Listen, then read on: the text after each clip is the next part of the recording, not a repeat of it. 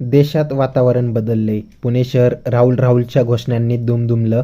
पुण्यातली ही गर्दी बघून मोदी फडणवीसचे धाबे दणाणले. त्यात राहुल गांधींचे हे बॅनर बघून मोदींना आजपासून नीट झोप लागणार नाही. या गर्दीबद्दल निखिल वागळे काय म्हणाले, चला बघूया.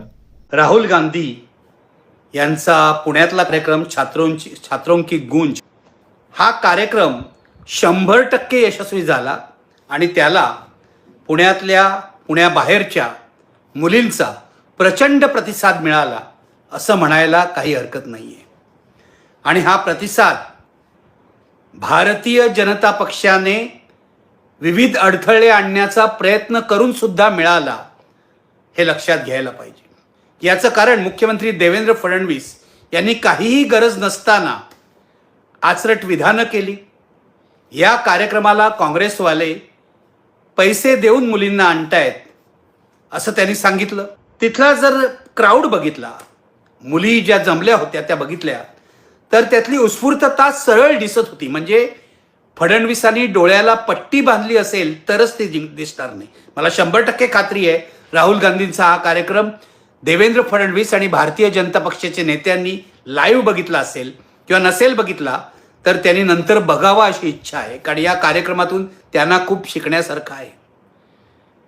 फडणवीस यांनी खोटा आरोप करून या कार्यक्रमात विघ्न आणायचा प्रयत्न केला. पुणे पोलिसांनी या कार्यक्रमावर जाचक अटी लादल्या. एवढे सगळे अडथळे येऊन सुद्धा मुलींनी अगदी मनापासून प्रतिसाद या कार्यक्रमाला दिला, हे मान्यच केलं पाहिजे. राहुल गांधींची लोकप्रियता दिवसेंदिवस वाढते असं मी गेले काही दिवस बोलतोय. पण महिला वर्गामध्ये, विशेषतः तरुण मुलींमध्ये राहुल गांधींची लोकप्रियता यापूर्वी जेवढी होती त्यापेक्षा कितीतरी अधिक झालेली आहे, लक्षात घ्या.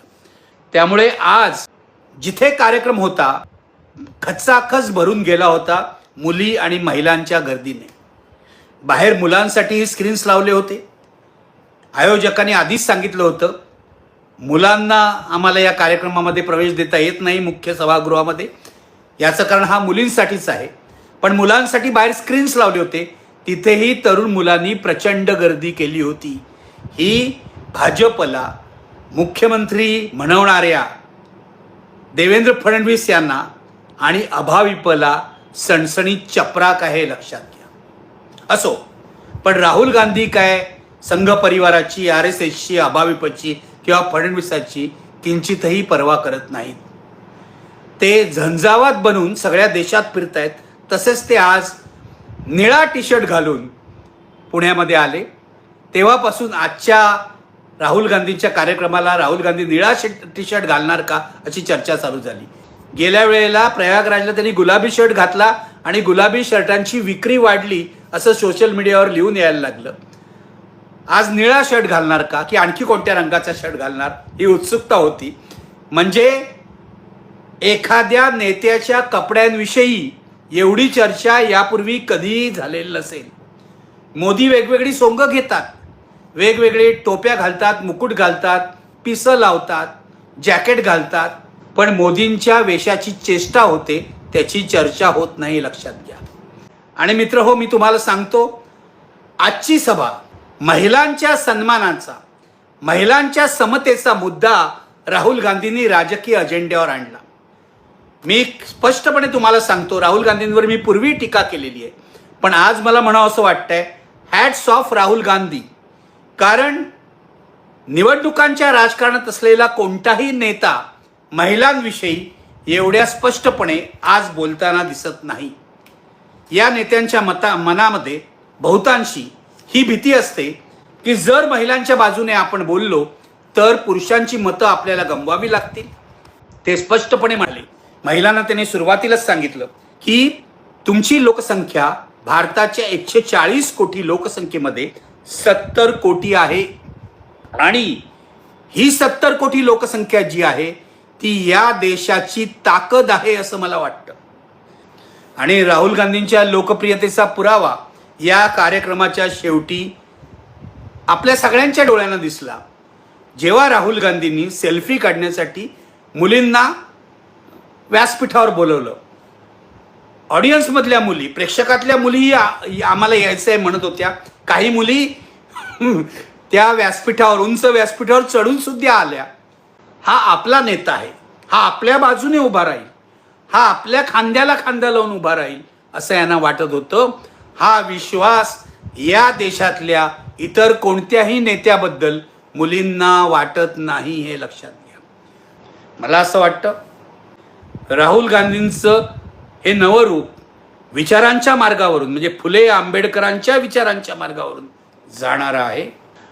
सुरुवातीला बोललो ते पुन्हा सांगतो, 100% यशस्वी झाला कार्यक्रम, 100% यशस्वी. त्याबद्दल महाराष्ट्र काँग्रेस आणि राहुल गांधींचं पुन्हा एकदा अभिनंदन. मित्रांनो, हा व्हिडिओ बघा.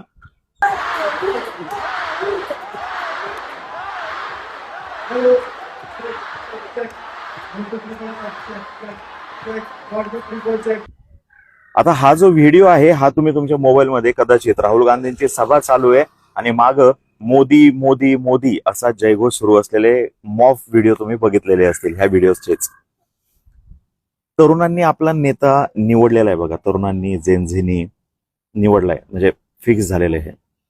आणि पुण्यामध्ये ही सभा होणं, पुण्यामधल्या सभेमध्ये मनुस्मृतीविषयी बोलणं, मनुस्मृतीची चिरफाड करणं, पुण्यामध्ये महिलांविषयी बोलणं, महात्मा ज्योतिबा फुलेंचं पुणे, सावित्रीबाई फुलेंचं पुणे, या ठिकाणी परत एकदा महिलांविषयीची चर्चा करणं, हे फार फार फार महत्वाचं आहे बघा. म्हणजे हे जे या ठिकाणी त्यांनी जे स्टेटमेंट केलेलं नाही, ह्या सगळ्या विषयी बोलून त्यांनी मुद्द्याला हात घातलेला आहे. म्हणजे महिलांच्या भावनेला हात घालण्यासाठी भारतीय जनता पक्षाला दर महिन्याला 1500 रुपये लाडकी बहीण योजनेच्या नावाने द्यावे लागतात. पण त्याच्यातून त्यांचं एम्पॉवरमेंट कितपत होते हा वेगळा संशोधनाचा विषय, आणि त्यांनी निश्चितपणे त्याचा अभ्यास केलेला नसेल, त्याचाच त्यांच्याजवळ डाटा निश्चितपणे नसणार आहे.